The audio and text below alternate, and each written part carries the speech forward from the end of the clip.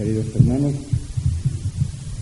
estudiando este capítulo 5, que es el último que nos queda por meditar de la primera epístola del apóstol Pedro, me he dado cuenta de que quizá sería más conveniente estudiarlo entero esta tarde, porque es muy pequeño. En realidad no tiene más que 9 versículos. El 10º es una alabanza al Señor, el 10º una doxología, y termina con unos pequeños saludos finales. Y con esto teníamos una oportunidad estupenda para mañana por la mañana de tener un mensaje eclesial que yo llevo en el corazón para Tenerife, pero que podría resumir aquí en un solo mensaje. Son ideas que yo he recogido sobre todo traduciendo un libro de Robert Schuller, y como a mí me ha enriquecido mucho, creo que a vosotros os pueden enriquecer también, para tener una idea correcta de lo que es la Iglesia de Dios. Casi diríamos que es un resumen de la epístola a los Efesios, pero además con una decoración. Él lo pone de una manera tan imaginativa que hasta los nenes lo pueden entender, lo que es la Iglesia de Cristo. Creo que todos saldremos beneficiados haciendo esto, porque este capítulo es muy pequeño. Y de la parte, además, la mitad de ella, a la mitad de este capítulo, no va dirigido a la congregación, va dirigido a los que dirigen la congregación. Naturalmente que él también lo puede, ellos también van a sacar provecho de eso, pero creo que se puede hacer fácilmente en una sola tarde. Voy a leerlo pues primeramente. Pasa, el apóstol ya ha estado diciendo en realidad todo lo que quería decir en la epístola, pero le queda una cosa muy importante por decir. Una advertencia a los superiores, diríamos a los supervisores de la congregación, cómo deben conducirse respecto de la congregación, y luego un aviso tremendo, parecido al que tiene Pablo en Efesios 6, de que hay un enemigo siempre en derredor, siempre un enemigo que está mirando a ver por dónde puede meterse, y ese enemigo es el diablo, que está dando vueltas sin cesar. Y ya veremos de qué manera da vueltas, porque, como yo decía explicando esto otra vez, tiene un movimiento de rotación y otro movimiento de translación. Y en los dos movimientos de traslación y de rotación está esperando hacer todo el mal que pueda. Dice el apóstol así: ruego a los ancianos que están conmigo, que están entre vosotros, yo también anciano con ellos, yo anciano también estoy con ellos, y testigo de los padecimientos de Cristo, que soy también participante de la gloria que será revelada, apacentad la grey de Dios que está entre vosotros, cuidando de ella, no por fuerza, sino voluntariamente, no por ganancia deshonesta, sino con ánimo pronto, no como teniendo señorío sobre los que están a vuestro cuidado, sino siendo ejemplos de la grey. Y cuando aparezca el príncipe de los pastores, vosotros recibiréis la corona incorruptible de gloria. Igualmente, jóvenes, estad sumisos, sujetos, subordinados, dirá la palabra, a los ancianos, y todos sumisos unos a otros, mutuamente, revestidos de humildad, porque Dios resiste a los soberbios y da gracia a los humildes. Humillaos pues bajo la poderosa mano de Dios, para que Él os exalte cuando fuere tiempo, echando toda vuestra ansiedad sobre Él, porque Él tiene cuidado de vosotros. Sed sobrios y velad, porque vuestro adversario el diablo, como león rugiente, anda alrededor buscando a quien devorar, al cual resistid firmes en la fe, sabiendo que los mismos padecimientos se van cumpliendo en vuestros hermanos en todo el mundo. Mas el Dios de toda gracia, que nos llamó a su gloria eterna en Jesucristo, después que hayáis padecido un poco de tiempo, Él mismo os perfeccione, afirme, fortalezca y establezca. 4 verbos muy bonitos que también haremos. A Él sea la gloria y el imperio por los siglos de los siglos. Amén. Y ahora da unos pequeños saludos. Por conducto de Silvano, Silas y Silvano es el mismo. A quien tengo por hermano fiel, os he escrito brevemente, amonestándoos y testificando que esta es la verdadera gracia de Dios en la cual estáis. La iglesia que está en Babilonia, elegida juntamente con vosotros, y Marcos, mi hijo, el que escribió el Evangelio, os saludan. Saludaos unos a otros con ósculo de amor. Paz sea con todos vosotros los que estáis en Jesucristo. Amén. Es un capítulo muy corto. Y vamos a examinarlo brevemente. Primero, ¿cómo se considera Pedro a sí mismo? ¿Cómo considera después a los que con él pastorean una ley, dando las cualidades que deben tener? ¿Cómo tiene que ser el entresijo de mutua ayuda, respeto y humildad entre los miembros de una misma ley? Y luego, como un ejército bien compacto de soldados, contra el enemigo común, que en realidad es el diablo. Y va a decir en qué forma hay que resistir al diablo, y qué es lo que el diablo pretende, y qué artes usa el diablo para ello. En estas tres partes podríamos decir que se divide el capítulo. Y va a decir primero lo que tienen que ser los ancianos de una iglesia. Y dice que lo ruega, no manda. No es un papa que dice, y al que no haga así los comulgo. Si hubiera sido el primer papa, no hablaría yo anciano, también a vosotros ancianos, sino que hubiera dicho, yo supremo pontífice de Roma, a mis hermanos en el episcopado y tal, hermanos y primos segundos. ¿Verdad? O sea que manda como dictador. No, aquí vemos a este Pedro, a quien llaman el primer papa, que no habla como papa. Habla como anciano de una iglesia. Él era apóstol de Jesucristo, tuvo el privilegio de ser el primero que diese la confesión aquella magnífica: tú eres el Hijo del Dios viviente, tú eres el Cristo, el Hijo del Dios viviente. Primero en la lista de los 12, en un círculo cerrado de apóstoles que no tienen sucesores, porque aquellos testigos de la resurrección de Jesucristo, que habían convivido con Jesucristo desde el bautismo de Juan hasta la resurrección, no pueden tener sucesores, porque son testigos de un hecho que solo ellos vieron, y no se dirige a ellos como apóstol. El apostolado para él era un ministerio, pero hay que distinguir en la iglesia entre ministerio y oficio. Por eso era como apóstol uno de los 12, pero también como oficio era un anciano de su iglesia de Jerusalén. Pablo era un apóstol de Jesucristo, pero también era un anciano de la iglesia de Antioquía. Juan era un apóstol de Jesucristo, uno de los 12, pero también era un anciano de la iglesia de Éfeso. De modo que hemos de distinguir siempre esto. Y por lo tanto va a dirigirse no como testigo de Jesucristo, sino como anciano.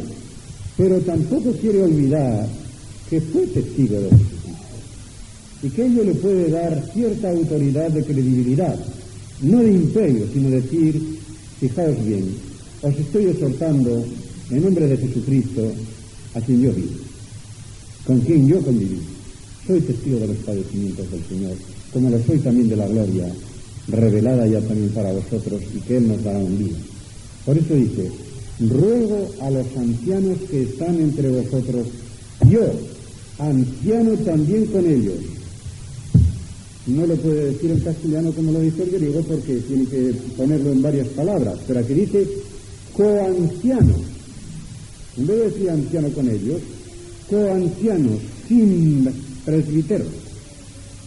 De modo que presbíteros es la palabra que significa anciano en el griego, pero anciano como oficio de la iglesia, no como una persona que tiene muchos años, porque el griego tiene otra palabra para decir el que es anciano de años y no anciano de la iglesia. Y así puede entenderse cuando en la Biblia se refiere a los viejos y a los que tienen la ancianidad, el oficio en la iglesia. Anciano es presbítero, positivo. Pero aquí no dice presbítero, dice presbítero. Y cuando lo pone en comparativo, ya es un anciano de la iglesia.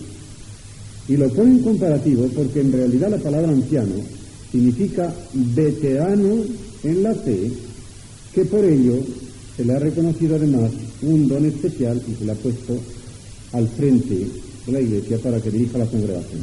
Por lo tanto, la palabra presbítero ya supone cierta veteranía.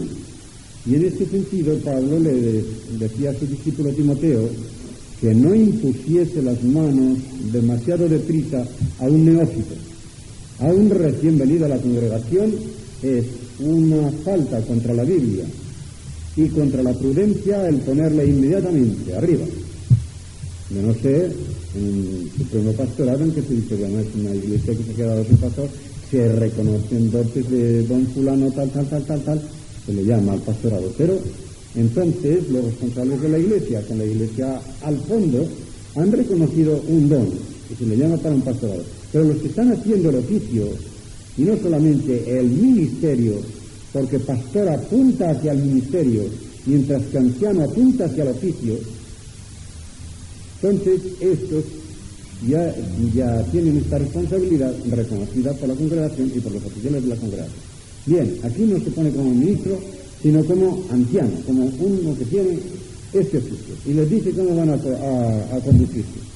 Yo sin presbítero, yo coanciano también, y además testigo de los padecimientos de Cristo. La palabra que hay para testigo en griego es mártir. Mártir. Cuando hablamos de los mártires, en realidad mártir, ¿verdad? Mártir. Al pasarlo al castellano y al latín se puede decir mártir. El verdadero mártir es el que da testimonio de la fe de Jesucristo. Cualquiera que da testimonio es un mártir. Ahora esta palabra está aplicada para los que han llegado a dar testimonio mediante el derramamiento de su propia sangre. Porque no hay un testimonio mayor para la fe de Jesucristo que el que está dispuesto a dar la vida por confesar esta fe. De ahí que ha pasado a significar mártires ya, este ha sido un mártir el que ha sufrido por causa de la fe. Pero tampoco se le puede llamar mártir si ha sufrido por otra causa, aunque haya dado la vida. Y esto ha pasado desgraciadamente en muchas partes y hace muy poco en España. ¿A cuántos, empezando por obispos y curas y no curas, se les ha llamado mártires de la cruzada, como si hubieran muerto por la fe de Cristo, cuando muchos de ellos morían por proteger posiciones de clase y hasta posiciones privilegiadas y de dinero? A eso no se puede llamar mártir. Cuando una persona vio en otra, no al religioso, sino al explotador del pobre o al amigo de los ricos o tal, yo que he convivido toda esta triste historia, podría decir, ¿de qué se le va a llamar fulano mártir? Porque muriera. ¿Murió por defender la causa de Cristo? ¿O murió porque se había metido en política con tal y tal? Mucho cuidado con esto de mártir. Mártir es testigo, y por lo tanto es testigo de Cristo, y testigo solamente es el que llega a dar la vida, está dispuesto a dar la vida, pero por la causa de Jesucristo, no por ninguna otra causa, ni social ni política. Eso no se le puede llamar mártir, pero él sí dice que es mártir. Y después llegó a dar la vida como Jesucristo mismo. En el capítulo 21 de San Juan se lo había prometido. Lo había profetizado que llegaría un día en que lo llevarían a donde su naturaleza no quería, y otro le uniría. Y el apóstol San Juan inmediatamente dice, esto se lo dijo para profetizar la muerte con la cual glorificaría a Dios. De modo que él va a ser mártir también en este sentido, pero aquí lo dice como testigo de los padecimientos de Cristo. ¿Y cómo pensaría Pedro cuando escribieran esto? Testigo y a la vez renegado. Él fue testigo de la resurrección. Jesucristo le perdonó aquel pecado gravísimo, preguntándole 3 veces, Pedro, Simón, ¿me quieres? ¿Me amas más que estos? ¿Me amas más que estos? 3 veces, porque 3 veces le había negado, cuando más podía esperar de él. Lo hace el primero de los apóstoles, y cuando tiene que dar testimonio de él, ante la voz de una simple criada, tú eres de estos, con juramento, no tengo que ver nada con ese hombre, no tienes nada que ver con ese hombre. ¿Cómo lloraría Pedro al escribir esto? Porque al recordar que había sido testigo de los padecimientos de Cristo, también recordaría que había renegado 3 veces del Señor cuando lo llevaban al suplicio. Pues bien, esto Pablo, con el perdón del Señor, ya con toda confianza se alza y dice: testigo que fui de los padecimientos de Cristo, y también como vosotros participantes de la gloria que será revelada. Aquí pone de la gloria que está a punto de ser revelada. A punto de ser revelada. Y revelar Apocalipsis. Hay muchos verbos para descubrir o manifestar en griego, pero apocalipso significa levantar un velo o una tapa de una cosa que está cubierta. De modo que Jesucristo, por decirlo así, está oculto. En el momento en que se descubra el velo tras el cual está oculto, habrá una apocalipsis, una revelación. Y esto es lo que en realidad Dios le hizo a Juan en la isla de Patmos cuando le hizo aquella visión. Le descorrió un velo para que viese en forma simbólica lo que era la vida de la Iglesia y lo que era la vida del cielo. Y al ver toda aquella visión, a eso le llamó apocalipsis, revelación, un descubrimiento de un velo. Nosotros ahora solamente tenemos descubierta una punta de ese velo, pero lo suficiente para que por las arras del Espíritu podamos atisbar lo que será cuando ese velo se descorra del todo y se manifieste la gloria que Dios nos tiene reservada. Y de esta es la que dice Pedro: soy también participante de la gloria que está a punto de ser revelada, descorrido todo el velo. Pues bien, en nombre de esto yo os exhorto, en palma con el ruego, supongo que pondrá paracaló, que significa en realidad exhortar, pero con insistencia y de corazón. No es solamente una petición, sino te lo pido con todo corazón. Eso significa paracaló, te lo pido de todo corazón. Es la misma palabra que emplea Pablo en Efesios 4:1, y allí exhorta de todo corazón a mantener la paz del Espíritu, a mantener la paz de la Iglesia, a estar siempre unidos, etc. Bien, ¿qué es lo que os ruego? Que apacentéis. Pone aquí que pastoreéis, poimonate. Poimen significa pastor en griego. Poimen, pastor, y poimé, rebaño. Qué unido va en griego el pastor con el rebaño. Solamente con cambiar una letra, preposición, con las mismas letras se escribe pastor y rebaño.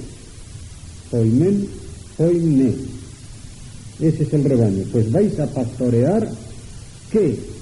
Aquí no ha puesto por rebaño poimné, sino que ha puesto poimnion, que es el diminutivo. El rebañito que os toque. Como diciendo, ya no es el rebaño aquel grande de Dios, del cual Jesucristo mismo habla en Juan 10:16, cuando dice: y tengo también otras ovejas que no son de este redil. También esas es menester que yo las traiga y que oigan mi voz, para que haya un solo rebaño, poimé, y un solo pastor. Ese solo pastor es Él. Y ese rebaño es un rebaño grande porque es el rebaño entero de Jesucristo en todas las ciudades y en todas las iglesias. Pero el que está encomendado a cada uno de los ancianos, aquí le ha dado por poner poimín, el rebañito. Pequeña manada, le decía Jesucristo a los apóstoles: no tenéis pequeña manada porque Dios os tiene reservada la gloria. Aunque parezca que sois poquitos a los ojos del mundo, a los ojos de Dios valéis mucho, porque Dios no mira la cantidad, mira la calidad. Una persona regenerada para Dios tiene mucho más valor que 1.000.000 de personas que van hacia el infierno. No quiero decir que no haya muerto por ello, pero está regenerado y a los suyos los mira con unos ojos especiales. Aunque seáis poquitos, no penséis en que sois pocos, sino que seáis verdaderos creyentes.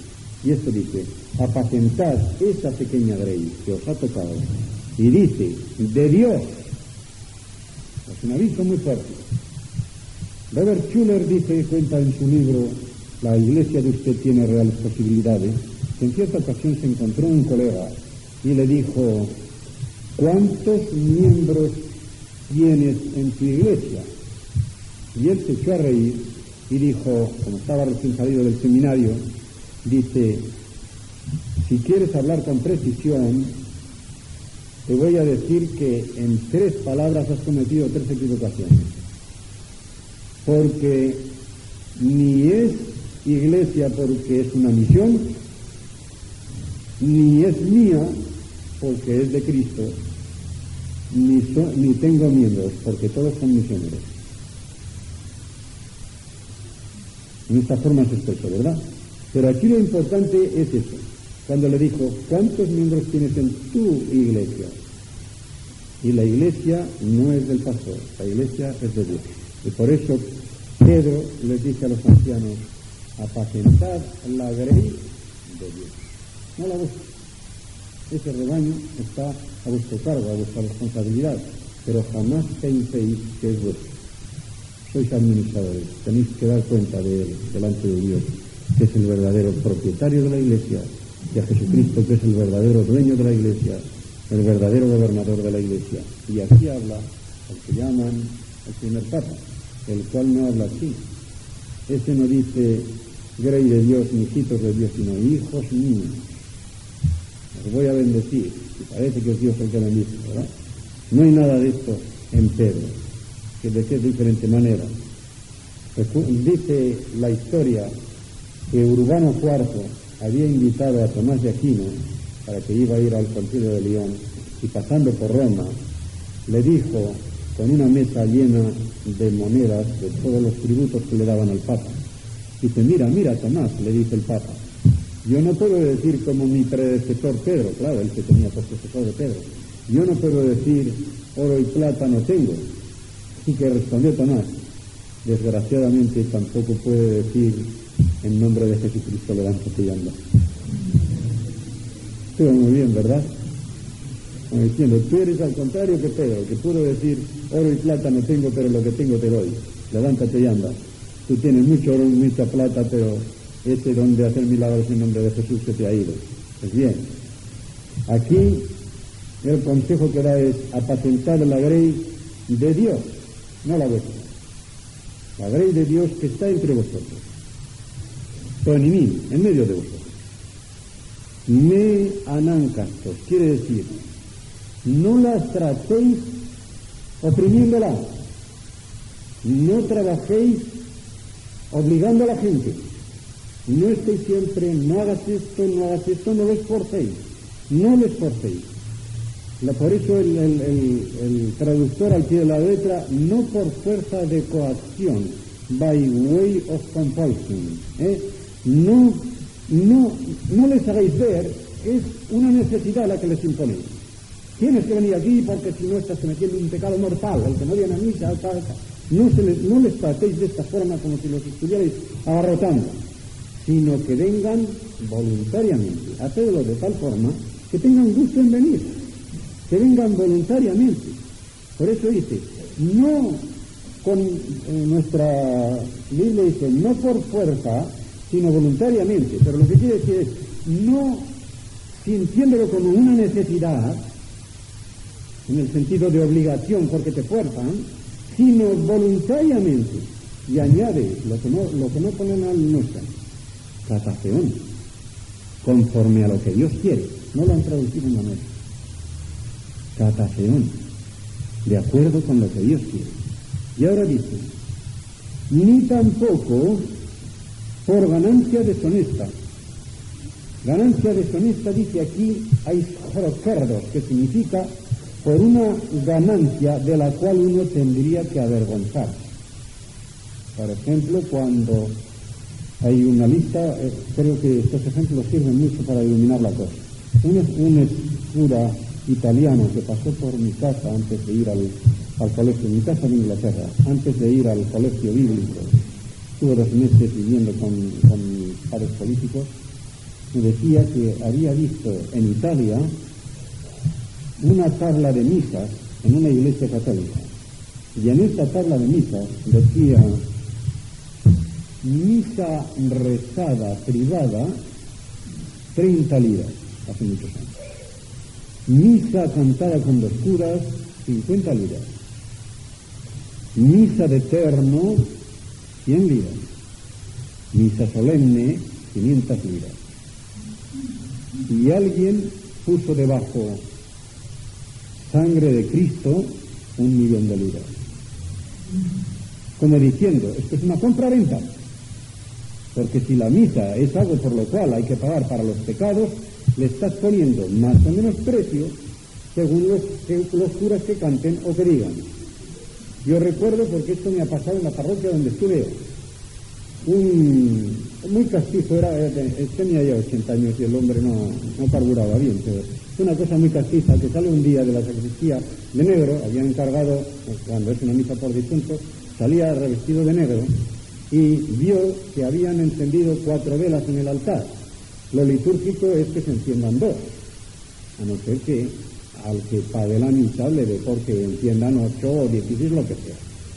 Y sale allí de la sacristía y en vez de encaminarse al altar decentemente para decir la misa como fuese, se volvió hacia el auditorio en la parroquia donde yo estaba, porque soy testigo de primera mano, y dice: ¿quién ha encargado esta misa? Porque era una iglesia grande, y no había micrófono entonces. Y desde la última fila sale una pobre viejecita: ¡servidor! ¿Y cuánto ha pagado usted? 15 pesitos. Eso es muy poco para tantas velas. Y así, sin decir más, sopló las otras 2 para que no quedaran más que las dos velas que correspondían a una misa de 15 pesetas, hombre. Esto es lo que quiere decir aquí Pedro. Nada de ganancia deshonesta de la que tiene uno que avergonzarse de que se estén exigiendo por más misa, por más rosario, por más tal, Esto es lo que va. No por ganancias deshonestas, sino con el ánimo pronto. Quiere decir que no mires a lo que te va a dar o cómo te va a corresponder esa persona de tu congregación, sino que estés siempre dispuesto a dar el consejo, el auxilio, el ministerio que corresponda, sin mirar a las correspondencias que vayas a tener. Esto es lo que viene aquí. Nada de aiscroquerdos, no olvidemos que querdos significa cerdo, a la prostimo. Timo es el ánimo, y el pro siempre por delante, que vaya el ánimo pronto, quiere decir, que vaya el ánimo siempre por delante. Es decir, que ya estéis dispuestos antes de que os lo pidan. Esto es lo que significa la palabra prostimo. Vuestro ánimo ya está pronto para servir donde hace falta una necesidad, un consejo, un problema, lo que sea. Esta es la manera de pastorear. Y dice, no como, es una palabra tremenda, no como teniendo señorío sobre los que están a vuestro cuidado. El castellano emplea aquí una cantidad de palabras tremendas, porque en griego hay muy pocas, aunque alguna de ellas es larga. Dice, no katakirieonte, una palabra larga. Kyrios significa Señor. Y esta palabra en el Nuevo Testamento se le aplica a Cristo. De modo que el que se hace Kyrios de la Iglesia usurpa el lugar de Jesucristo. Pero aquí es algo más que ser Kyrios, sino un Señor que los tiene a todos tan dominados que los tienen en puño. Ahí está la preposición kata. Por eso dice, enseñoreándose, teniendo señorío sobre los que están. No dice siendo señores, sino teniendo señorío, es dominándolos y teniéndolos en un puño. Esto es lo que da la palabra griega. Siempre que está la palabra kata, recordéis que os lo he dicho alguna vez aquí, por ejemplo, en aquel de la cena del Señor, anunciáis kata, o sea, como el que tiene un mensaje que no se le escape y lo va pasando de mano en mano como una antorcha olímpica de generación en generación hasta que Él venga, pero aquí el kata es con el señorío, que no se me escape a mí el cetro de la mano, a mí que no me quiten el mando. ¿Cómo se dice a eso, verdad? A mí me han hecho alcalde y que no me quiten el mando por nada del mundo, porque yo soy aquel que mando y el que impongo y el que dispongo. Esto es lo que dice. Por Dios, no seáis así. No os aferréis al mando. No señoreéis como el que quiere que no le quiten el mando. No os aferréis al imperio. ¿De quién? Del clero. ¿Qué cosa más chocante? ¿Y quién es el clero aquí? Los fieles. Esto es chocante cuando se le explica a un cura. Recuerdo un sermón que estaba yo predicando hace 5 años, a primeros de febrero, en una iglesia de Játiva, y el pastor de la otra iglesia, de las 2 iglesias que dio el Cristo, el pastor de la otra iglesia era amigo de 2 curas jóvenes, y les convenció para que vinieran a oír los mensajes que estaba yo dando. Ya les advirtió que había sido cura también, pero vamos, eran progresistas, jóvenes ya no les importa. Y vinieron los 2. Y yo sabía dónde estaban, además en una iglesia pequeñita allí, que se podía hablar sin micrófono y tal, yo no los perdía de vista. Y mira por dónde aquel día me tocaba a mí explicar la diferencia de lo que es ser sacerdotes, reyes y tal. Y como sabía que estaban allí, no les perdía de vista. Y comencé a decir, a ver dónde me encontraba. A ver dónde se encontraba en el Nuevo Testamento la palabra sacerdote aplicada a ninguna persona de no ser a Cristo. 5 veces sale esta palabra en la epístola a los Hebreos, y las 5 aplicada solamente a Cristo. Ya se hubieran cuidado en los Evangelios o en el Nuevo Testamento de aplicar la palabra sacerdote, prescindiendo del sacerdocio levítico, sino del sacerdocio de la Iglesia de Dios, de la Iglesia de Cristo, a ninguna persona. De modo que cuando Pedro dice, todos nosotros formamos un sacerdocio, todos y cada uno de los fieles son sacerdotes, como diciendo, aquello de la casta sacerdotal se acabó. No hay una casta de los sacerdotes y otra de los simples fieles. Por eso veréis que se hablará de ancianos, de ministros, de tal, pero sacerdotes, jamás. Jamás. Y recuerdo que iba explicando esto y dice, y ahí no hay otra cosa más chocante, que se dice clérigos y laicos, y dice, ¿quiénes son clérigos? Los que están ordenados. Los que llevan sotana, esos son los clérigos. Y laicos son los fieles, los de las 4 virtudes que decía que el obispo en el Concilio Vaticano. Las 4 virtudes que son obedecer, pagar, callar y rezar. Lo dijo con mucha ironía. Con mucha ironía. Los únicos que pueden hablar y tal son los clérigos, ¿verdad? Y digo, mira por dónde. Resulta que el pueblo de Dios entero, como dice Pedro aquí en el capítulo 2, 10, son todos. Y el clero son precisamente las congregaciones que a cada uno de los pastores les ha sido encomendada por Dios. Por eso dice que no como teniendo señorío sobre los que están a vuestro cuidado. La palabra que hay es solo el clero. No teniendo sobre los cleros. ¿Por qué? Porque clero significa herencia. Y claro, herencia conforme la tenían los judíos era un lote que incluso lo medían con cuerdas.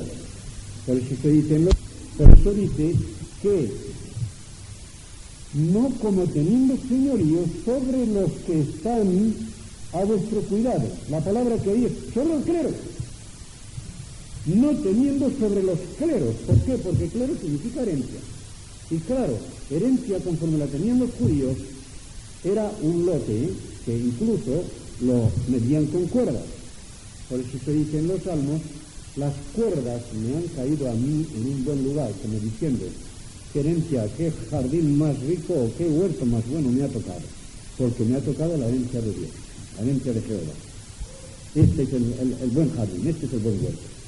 Las cuerdas me han caído en lugares amenos. Pues bien, el lote que a cada pastor se le asigna se le llama clero porque es la herencia, los que van a heredar la herencia de Dios.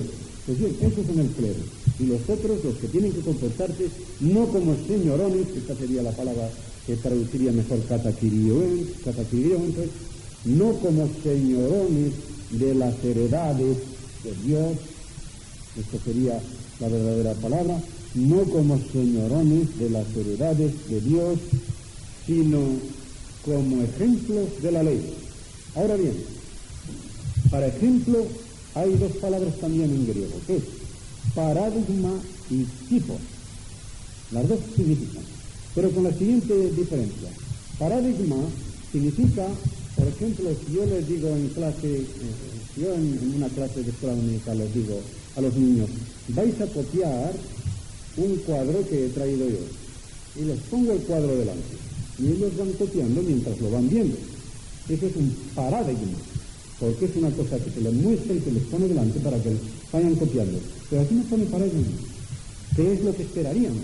Algo que está delante de todos para que lo está defendiendo, sino que dice tipo. ¿Y qué es tipo? Las letras de imprenta, ¿verdad? Las letras de imprenta. ¿Y por qué se llaman tipos? Porque hay un verbo griego tipto que significa dar un golpe, porque antes se imprimía no como en la forma en que se hace ahora el plomo, sino pan, como una marca. Y por lo tanto es algo que queda como si se hiciese con papel carbón y se imprimiese la marca de que el anciano tiene que ser un modelo tan exacto para el fiel creyente de la ley, que no necesite ni tomarse el trabajo de tomar un polígrafo y ver cuáles son los contornos de su pastor, sino que lo tiene tan impreso en fuego que con solamente verlo ya de su ejemplo. Esto es lo que quiere decir aquí. Sed modelos, sed tipos de la ley, de forma que en viéndoos a vosotros no tengan que discurrir. Es como viendo al verdadero pastor. Y dice, porque si sois así, cuando venga el verdadero pastor de los pastores, esto dice, el príncipe de los pastores, el que manda en todos los pastores, que es Jesucristo, entonces vosotros, que según la epístola a los hebreos, también sufrís y sois buenos pastores, porque tenéis que tener cuidado y velar por estas almas, entonces recibiréis la corona incorruptible de gloria. Es decir, no esperéis premios en este mundo. Sed ejemplos de vuestra grey, preocupaos por ella, no como grey vuestra, sino como grey de Dios, que si lo hacéis, cuando venga el verdadero pastor de las iglesias, que es Jesucristo, Él se encargará de daros vuestra verdadera recompensa. Y si ha dicho Él que todos tendrán una herencia incorruptible, incontaminada, inmarcesible, quiere decir que todo pastor, todo el que tiene un ministerio en la iglesia y que se comporte según la voluntad de Dios, tendrá dos coronas, una como creyente y otra como ministro suyo. Una como creyente y otra como ministro suyo, porque también tiene que ser a la vez creyente y tener otra función especial que le puede dar muchos quebraderos de cabeza como pastor. No es aquí el lugar de comparar este lugar con el de Hebreos, pero cuando una persona de los bancos habla del pastor, tiene que tener mucho cuidado. Allí dice que obedecedles y hacedles la vida alegre en cuanto esté de vosotros. No los entristezcáis porque no os conviene. Como diciendo, si los abrumáis con problemas, esa persona no va a tener ni siquiera el ánimo bien dispuesto y optimista para poder después daros buenos consejos y alegraros a vosotros. Vosotros mismos vais a llevar en el pecado la penitencia. Esto viene a decir el autor de Hebreos. Pero como no nos toca el meditar Hebreos, sino Pedro, seguimos adelante. Pero es una cosa siempre digna de tenerse en cuenta. El pastor tiene una responsabilidad y una obligación gravísima delante de Dios. Pero esa obligación y esa responsabilidad tiene que ser recompensada incluso humanamente por los que están a su cargo, sabiendo que, como dice en Hebreos, velan por vuestras almas. Un verdadero pastor vela y se desvela. Yo digo muchas veces, hasta que no vine a General Aranda, yo no sabía lo que era ser pastor y pensar de noche y de día sobre los problemas de la grey. Y claro, no sabiendo lo que es eso, uno lo puede tomar a la ligera, pero cuando uno se encuentra en el lugar dice, esto era otra cosa de lo que yo pensaba. Una responsabilidad muy grande.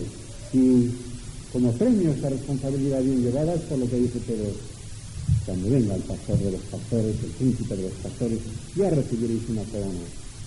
Y ahora dice, ahora vosotros, de la misma manera que estoy exhortando a los pastores, vosotros, los más jóvenes, neoteroi, los más jóvenes, hipotádete, subordinaos a los más ancianos. Aquí también está presbiteroi, pero mi opinión con la de gran parte de los comentaristas es que aquí no se trata de los ancianos como ministros de la iglesia, sino de que los que son más jóvenes y sobre todo más recientes en la fe tengan respeto a los que son mayores en edad, mayores en formación cristiana. En este sentido dice, hipotádete, subordinados. No les dice que estéis sujetos, pero sí que les tengáis el respeto y la consideración que merece una persona de mayor edad, de mayor experiencia y hasta de mayor formación quizá en la fe. No creo que se refiera porque sería un cambio muy brusco de contexto. Porque si se tratase de los ancianos de la Iglesia, ¿por qué dice jóvenes? ¿No? Tendría que decir, y vosotros Grey, y vosotros ovejas, estad sometidos a vuestros pastores. Pero no, dice vosotros los más jóvenes, someteos a los que son un poco mayores. Así lo interpretan la gran parte de los comentaristas, creo que tiene razón. Y después, para que no piensen que por el hecho de someterse los más jóvenes a los mayores hay un privilegio especial de dominio, dice, en realidad, someteos todos los unos a los otros. Y en esto el apóstol Pedro da una indicación de lo que dice Pablo en un pasaje memorable, cuando dice, en Filipenses 2:3, nada hagáis, dice a los fieles, completad mi gozo, dice antes, completad mi gozo, o sea, estoy alegre con vosotros, pero completad este gozo, hacéis que yo me alegre todavía más, viendo que sentís lo mismo, que tenéis el mismo amor, que sois unánimes, que sentís una misma cosa. No hagáis nada por contienda, por discusión, por llevar la contra, ni por vanagloria, yo sé más que tú, yo he estudiado más que tú, es lo que quiere decir, sino siempre con humildad, ¿sabes bien? Estimando cada uno a los demás como superiores a sí mismos. De la misma manera que el amor en el Nuevo Testamento significa preocuparse de hacer el bien a los demás, más que el esperar la correspondencia de los otros y que te hagan bien a ti, la humildad es igual. Pensar a los demás como superiores a sí mismos. Y en realidad no es un juicio verdadero este. No es un juicio verdadero este. ¿Quién puede tenerse por superior al otro? ¿Quién conoce las cualidades del otro? ¿Quién conoce los dones de otra persona? Alguien puede decir, pues yo he estudiado mucha teología o he estudiado mucha filosofía. Con eso yo soy superior al otro.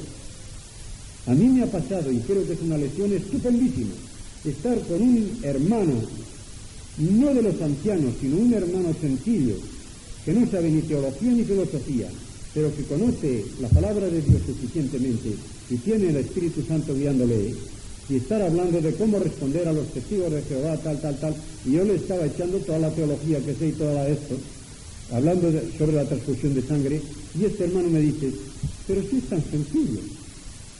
Si en primera de Juan 3:16 dice que tenemos que estar dispuestos a dar la vida por nuestros hermanos, luego si ellos dicen que la sangre está en la vida y que no se puede dar la sangre por otra persona, contradicen a la palabra de Dios. Digo, qué humillación para mí. Con toda la teología que sé y no me acordaba yo de ese versículo. Y ese cierra la boca a cualquier testigo de Jehová. ¿Veis? O sea que esto es para que nadie se tenga por superior a los demás, sino que esté dispuesto a tener a los demás por superiores a sí mismo. Porque cuando menos te esperes y crees que sabes mucho, un hermano cualquiera, porque todo creyente tiene el don del Espíritu Santo, y que el Espíritu Santo le va a dar la palabra precisa en el momento en que la necesite, probablemente se la dará más a un ignorante según el mundo que a un sabio según el mundo. Porque que se la dé a uno que sabe mucha teología, mucha filosofía, podría decir, bueno, esto me lo dan mis conocimientos, soy licenciado, doctor, tal, ¿cómo no voy a responderle? Pero cuando se la da a uno que apenas sabe a lo mejor leer ni escribir, ahí está la fortaleza de Dios. Ahí es cuando Pablo llega a decir, cuando soy débil es cuando soy fuerte. Como diciendo, cuando me encuentro en la mayor debilidad es cuando puedo decir que soy más fuerte, porque ya no es mi propia fortaleza, sino la que me da el Espíritu Santo. De ahí que él pueda decir en 1 Corintios 1, ya veis, hermanos, ya veis vuestra congregación, vuestra vocación, quiere decir, ya veis la iglesia, ¿cuántos potentados hay? ¿Cuántos ricos hay aquí? ¿Cuántos doctores hay aquí? Esperando decir que es a lo mejor uno o ninguno. Y sin embargo, ¿qué? Tenéis miedo a los doctores del mundo en las cosas de Dios, ¿verdad que no? Porque precisamente Dios ha elegido a lo necio según el mundo para confundir a los sabios, y a lo que es pobre en el mundo para confundir a los ricos, y a lo que es vilipendiado en el mundo para los que se tienen por algo, a los que no son nada para los que se creen algo. Esta es la fuerza del Evangelio de Dios, esta es la Evangelio del poder de Dios. Con este pensamiento, no es verdad que cada uno tiene que sentirse humilde y no puede sentirse superior a otro, en la congregación no, tiene que estar, si quiere obrar según verdad y humildad, dispuesto a pensar que los demás son superiores a sí mismos. Y en un momento dado pueden hacer en favor del Evangelio y del nombre de Jesucristo más que uno mismo, por muy alto que se considere uno. Esto es lo que quiere decir aquí. Sumisos unos a otros, dice, todos revestidos de humildad, como diciendo, una persona cuando el clima se pone malo y se ve que tiene que ponerse un abrigo, pues se pone una cosa buena, ¿verdad? Que queréis ir bien abrigados en las luchas que vais a tener en el mundo, pues os voy a dar un buen abrigo, la humildad. Ahí tenéis un buen abrigo. Contra ese abrigo no hay frío que pueda. Revestidos de humildad, pero no solo por la conveniencia de que yendo con la humildad iréis seguros, es que Dios resiste a los soberbios y da gracia a los humildes. Hay un lugar en los Salmos en que me parece que lo hemos comentado también aquí. No lo hemos comentado, es un lugar parecido, pero dice una frase que a mí me hizo pensar mucho. Dice que Dios a los humildes los levanta, humildes los levanta hacia sí, y a los soberbios los mira de lejos. Es una versión, en realidad, del Salmo en otra forma. ¿Qué quiere decir eso? Fijaos bien, cuando una persona... Dios, qué gigante, yo querría estar tan alto como él, pero lo veis de lejos, y cuanto más lejos, más pequeñito parece, y lo veis desde un avión y parece una hormiga. Pues un avión parece una hormiga. Una abertura de un túnel, desde lejos, le pasa como desde el Globaturro. Dice, por aquí está el agujero, nos vamos a meter. Y se echaba la mano en la cabeza, porque como veía el túnel de lejos, no le cabía en la cabeza que el tren iba a caer por allí. Pero que el agujero vamos a caer, hasta que lo vio cerca, ¿verdad? Pero de lejos le parecía una cosa muy pequeña. Ahora bien, Dios cuando quiere humillar a una persona, como Dios es infinito, diríamos, es tan alto, te dice, ahora te voy a decir la altura que tienes. Ponte un poco más allá. A ver hasta dónde sube tu estatura. No subes para nada. No eres nada en mi presencia. En cambio, al que se humilla, lo sube. Lo sube a su corazón, lo sube como único. Y en subiendo a la altura de Dios, una persona salta. Por eso cuando dice que eleva a los humildes, los eleva a la estatura de Dios. En cambio, a los soberbios los mira de lejos como diciendo, ponte un poquito lejos a ver lo que eres, una hormiga. Esto es lo que quiere decir ahí en el Salmo. Y aquí viene muy bien al decir que resiste a los soberbios, les repugna, se pone en contra de ellos y le dice, a ver qué puedes tú enfrente de mí, si tú no eres nada. En cambio, da su gracia, su favor, su amor, su misericordia especial a los humildes. Y por lo tanto, dice ahora el apóstol, por lo tanto, ¿qué es lo que os conviene? Humillad. No seáis rebeldes, no resistéis al Señor, ni resistéis a los demás, sino humillaos bajo la poderosa mano de Dios. Cuidado que es muy fuerte, no luchéis con nada, como dice Pablo en otra ocasión. ¿Qué os sentís tan fuertes que queréis luchar con Dios? Humillaos bajo esa poderosa mano de Dios para que Él os levante cuando fuere tiempo, como diciendo, ya llegará el tiempo en que necesitaréis su ayuda, pero si os habéis humillado delante de Él y no tenéis miedo a los hombres, sino solamente tenéis temor de Él y lo santificáis, podéis estar completamente seguros que por pequeñitos, por débiles que os tengáis, cuando llegue el momento oportuno, allí estará vuestro valedor, el que os acercará y os subirá. Y entonces os veréis más altos que todos vuestros enemigos, porque estáis a la altura de Dios que os protege. Esto es lo que yo digo. Cuando fuere tiempo, vendrá el Cairo seguramente. Tapeinosetis. Humillaos, o sea, haceos bajos en vuestra propia condición. Bajo la mano poderosa de Dios, para que Él os exalte en Cairo.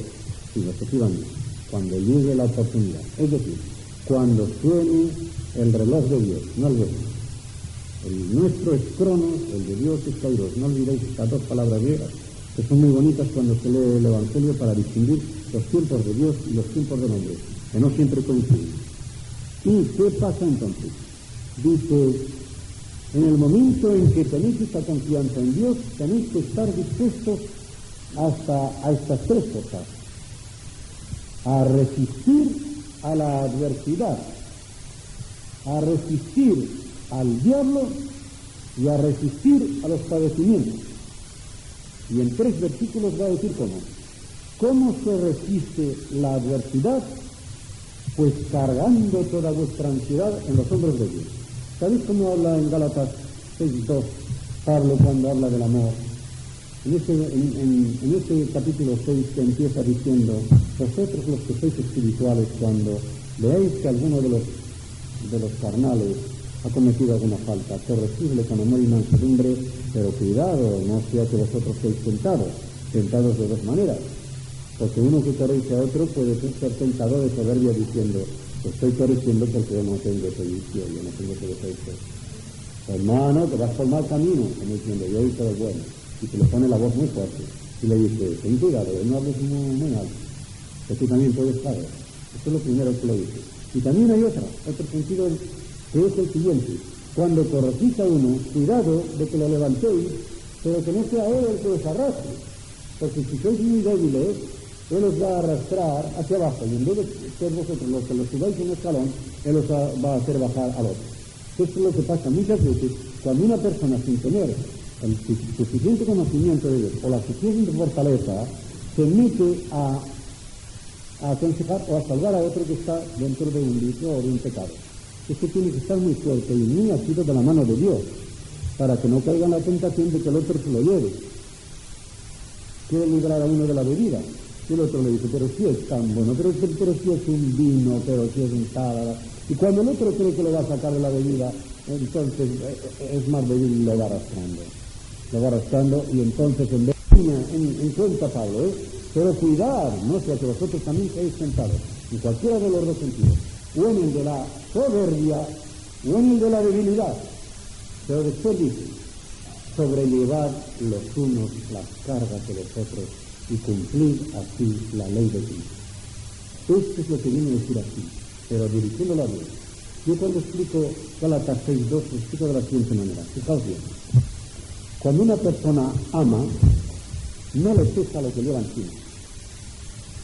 Una niña dice que estaban viendo un espectáculo y la niña tenía unos 7 años y llevaba en brazos a un hermanito suyo de 3 años, que estaba lo suficientemente gordito como para que pesara. Pero la niña allí con el chiquillo en brazos, y ya allí un señor le dice: pequeña, pero no te pesa. Y la otra se vuelve a expulsar y dice: pesarme, pero es un hermanito. Como diciendo, a una persona que se le quiere no pesa, no le pesa. Cuando yo leí aquella anécdota recordé otra totalmente contraria. Saliendo del metro del ESET en Barcelona, veo un bar y reconocí a los que llevaban a aquel bar, porque eran los mismos que tenían un restaurante cerca de la capilla donde iba yo, y como era muy barato, a veces estando muy lejos, en vez de ir a comer a casa, pues comía allí. Era de lo más barato que había en Barcelona. Y viéndolo, me dirijo a la señora que estaba en el bar, y como ya tenía mucha confianza, digo: ¿estás bien? Y usted dice: no se me muestra nadie. Y digo: ya veo que lleváis también este bar, así que lleváis el restaurante y lleváis el bar. Y dice ella con una cara muy larga y muy seria: y también llevo a la suegra. ¿Veis? ¿Qué diferencia de llevar, verdad? ¿Qué cosa tan distinta es llevar en el corazón y llevar sobre las espaldas? Cuando uno lleva sobre las espaldas y dice: ay, tengo que llevarlo a uno, tengo que aguantar a mi padre, tengo que aguantar a mi suegra. Como lo estás llevando sin amor, te pesa. Si lo llevaras en el corazón, ¿verdad que no te pesaría? No pesa cuando se lleva en el corazón. Pues bien, ahora dice él: fijaos bien, Dios tiene un corazón muy grande. Dios tiene un corazón muy grande y tiene una fuerza muy grande. Cuando tengáis un peso, échaselo a él. ¿Qué lo lleva tan diferente? ¿Por qué os empeñáis en llevar ese peso un día y otro, siendo los hijos de Dios? No tenéis suficiente confianza con vuestro Padre. Estáis aguantando un problema y una dificultad, una ansiedad que dice, y no dice vuestra ansiedad, sino toda vuestra ansiedad. Si sois hijos de Dios, por favor, no vayáis por la vida como si fuerais hijos de cualquier pobre, que tuvierais que avergonzaros. Sois hijos del Rey de los cielos y de la tierra. príncipes herederos del reino de los cielos, sangre azul, que hoy se dice, de la nobleza. Yo soy hijo del marqués de tal. Como le dijo una vez una criada a una princesa en Francia. Eran criadas en casa del rey francés, y porque no sé qué le contestó, le dijo: ¿cómo me contestas? Acuérdate que soy la princesa. Dice: yo también. ¿Sí? Y vamos, tú eres una criada. Yo soy hija del rey de los cielos y la tierra. No, que soy más princesa que tú. Una buena contestación, ¿verdad? Pues bien, tenemos un rey que lo puede todo, con este poder que puede solucionar las cosas, y dice él: y vais a estar con vuestras ansiedades a cuestas, con vuestros problemas a cuestas, y diciendo: y qué mal me salen las cosas, y todo me sale mal, y sale un día de lluvia, os salís más tristes, y sale tal, como si no fuera Dios el que os enviara la lluvia. Dice: echad toda vuestra ansiedad sobre él, en sus hombros. ¿Por qué? Porque él tiene cuidado de vosotros. No es un padre que cuando se acuesta a la cama no le importa lo que le pasa a los hijos, estén o no estén en casa, no. Es un padre que, como es espíritu y no tiene cuerpo, no tiene necesidad de dormir. Tampoco el diablo duerme, eso es lo malo. Porque como no tiene cuerpo, nunca tiene sueño. Siempre de día y de noche haciendo mal. Pero este otro, que es el espíritu de Dios, de noche y de día también despierto, pero para bien. Él está siempre pensando en vuestro cuidado, de modo que, sea lo que os pase, de noche o de día, sabéis que podéis llegar a él, porque están siempre despiertos. Él siempre tiene cuidado de vosotros. No es para ver la palabra que dice que él tiene cuidado de vosotros. Echando encima de él toda vuestra ansiedad, porque él se preocupa, simplemente. Melei. Especialmente hay un nombre que alguna hay así que se llama así, que no se defina por ello. Amelia significa despreocupada. Amelia significa despreocupada, pero ya sabemos que los nombres no tienen más. Aquí pone lo contrario. Dios se preocupa de vosotros. Dios no solamente tiene cuidado, sino que está con preocupación de cada uno de los hijos. Y cuando sucede algún mal, que también los hijos lo padecemos, sabe que es para un bien. Siempre se preocupa de vosotros. Y esto es contra la ansiedad. Ahora contra el diablo. Resistir al diablo. Ser sobrios significa controlaos y ojo abierto. Velad, no os durmáis. En la lucha contra el enemigo, no os durmáis. ¿Por qué? Porque tenéis delante un enemigo que no duerme. Porque vuestro adversario, vuestro enemigo el diablo, que no tiene necesidad de dormir, ¿qué hace? Siempre moviéndose, como león rugiente, y anda alrededor buscando a quien devorar, buscando a ver a quién le puede hacer algún daño. Tened en cuenta que no habla de los inconversos, ¿no? Esta labor no la hace el demonio con los inconversos. Eso sí, se los tiene tragados, para que les va a dar un mordisco. Si los tiene aprieta, están bajo su dominio. Está viendo a quién morder, dónde hacer daño, en la iglesia, no en el mundo. El mundo entero yace bajo el maligno, dice la palabra de Dios, porque la palabra en Juan no dice está en el maligno, yace, está tendido como un cadáver. Y con esos que están muertos, de esos no se preocupa el demonio, ya están muertos, bien muertos. ¿Para qué les va a morder? ¿Quién le muerde a un muerto? Es a los vivos, a los que quieren morder, a los creyentes. A ver por dónde le entro yo a este, porque este tiene un plan. Voy a dar vueltas por aquí a ver. Y va dando vueltas alrededor de nosotros a ver dónde encuentra, por dónde entra. Y como todos tenemos un flaco, aunque nos parece que no estamos flacos en nada, en ese defectito que a ti te parece que no tiene ninguna importancia, ahí te deja el demonio. Y lo peor del caso es que muchas veces por donde nos cogen no es por nuestros defectos, sino por nuestras virtudes. Porque hay virtudes que, según se pesan, resultan defectuosas. A lo mejor a una persona el demonio no sabe por dónde cogerle, pero ve que tiene un carácter muy autoritario, y lo que en realidad podría ser una virtud, el demonio lo eleva a defecto. Le ha cogido el flaco, mejor dicho, le ha cogido el fuerte. Por donde él creía que era fuerte, por ahí lo coge. Y un hombre que podría hacer el bien con una fortaleza, teniendo autoridad, lo convierte en autoritario. Y ya no es lo mismo tener autoridad que ser autoritario, ¿verdad? Ya le entrará por un plato, al otro le entrará por otra debilidad, al otro le entra por otra, porque cada uno tenemos la nuestra.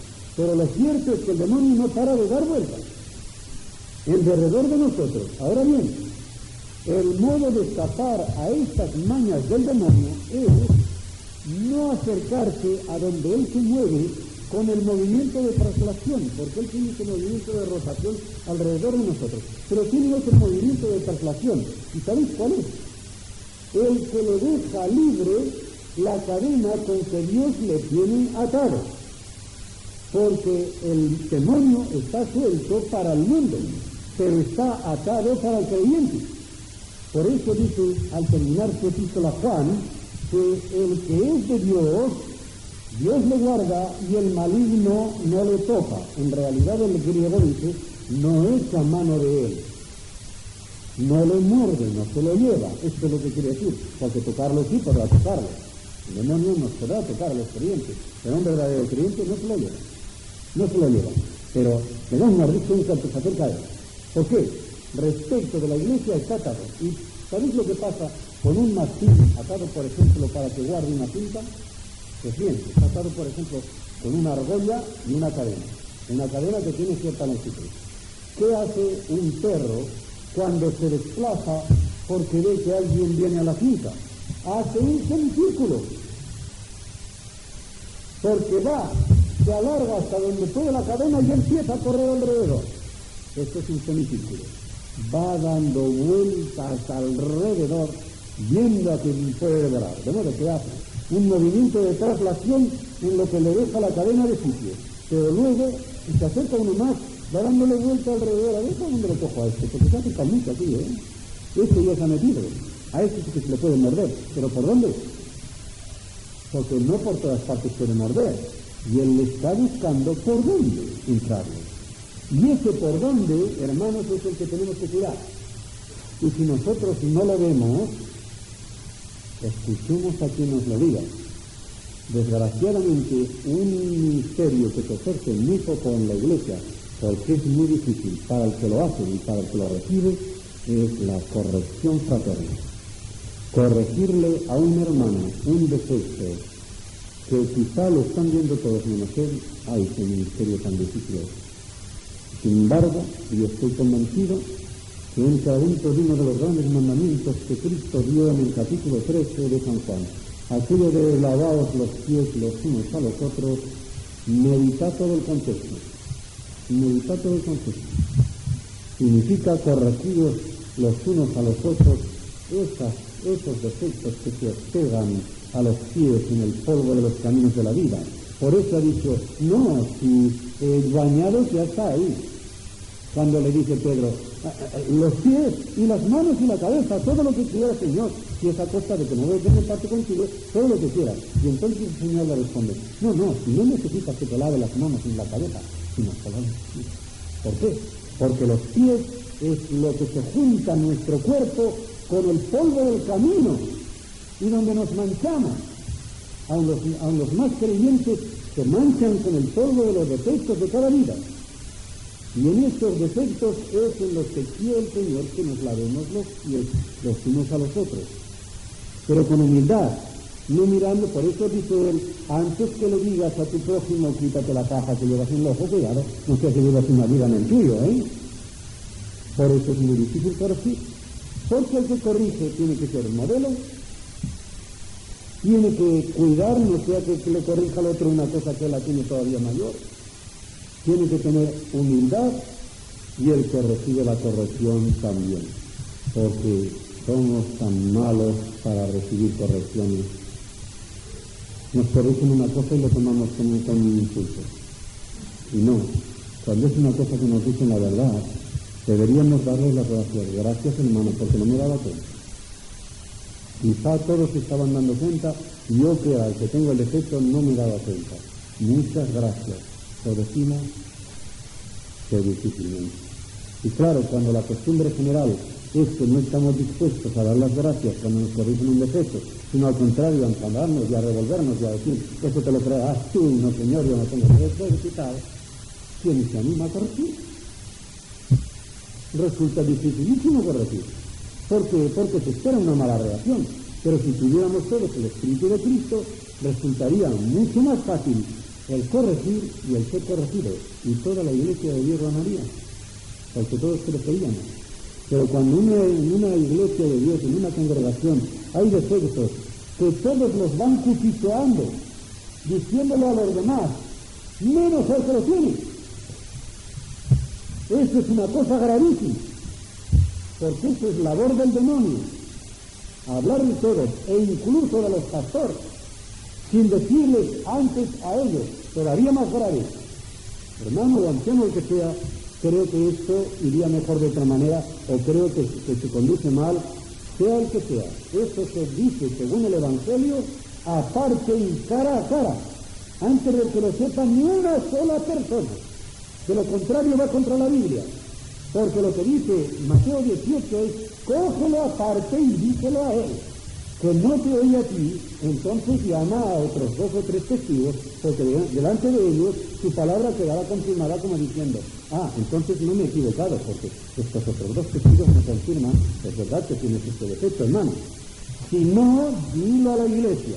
Y ya cuando no hay otro remedio, porque es que está dispuesto a no corregirse en una cosa grave, entonces cuando se le pone la disciplina, pero los pasos están marcados.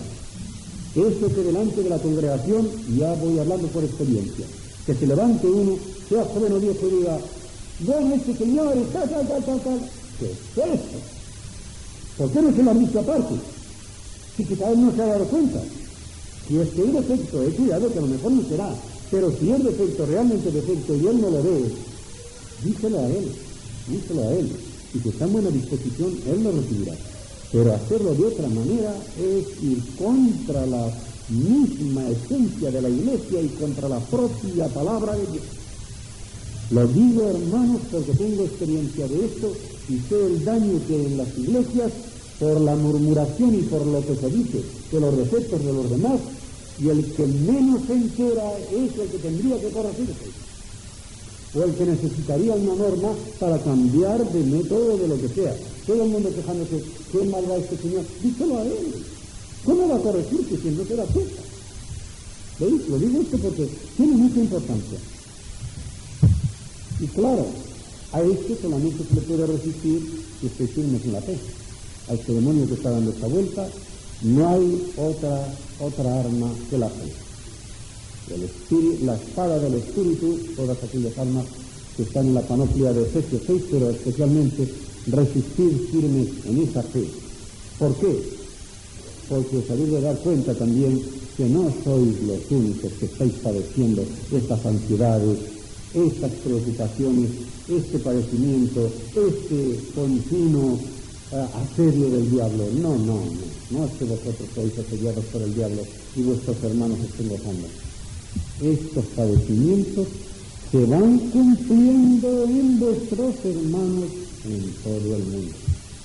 Todo el que quiera ser buen creyente sufrirá persecución, el demonio procurará hacerle todo el mal que pueda, tendrá problemas, ansiedades que depositarse del Señor. Esto les pasa a todos los creyentes. Pero no tengáis miedo, porque el Dios de toda gracia, que nos llamó a su gloria eterna en Jesucristo, que se ha padecido un poquito, y qué verdad. Cuando uno vuelve la vista atrás, y ha llegado a los 40, a los 50, a los 60, a los 70, y mira atrás y dice, pero si esto se pasa en un poco. Cuando uno tiene 15 años, parece que la vida está tan larga. ¿Cuánto tiempo me queda? ¿Veis cuando lleguéis a los 70? A los 70 no he llegado todavía, pero me figuro que será igual. ¿Sí? Y miras hacia atrás, pero si parece que era yo cuando iba a la escuela, pero sí parece que fulanito, fíjate, y hace 40 años que me dio tal. Y ves la vida como si fuera una película que se la despliegan y en un cuarto de hora se va. Es un poquito de tiempo. Pues esto dice, resistir un poco de tiempo, porque lo que os queda es una gloria eterna. Y eterna quiere decir que no se acabará nunca. Que por mucho que mires atrás y que digas, pasa, pero lo que queda por pasar nunca se acaba. Y este mismo Dios os va a perfeccionar, es decir, este mismo Dios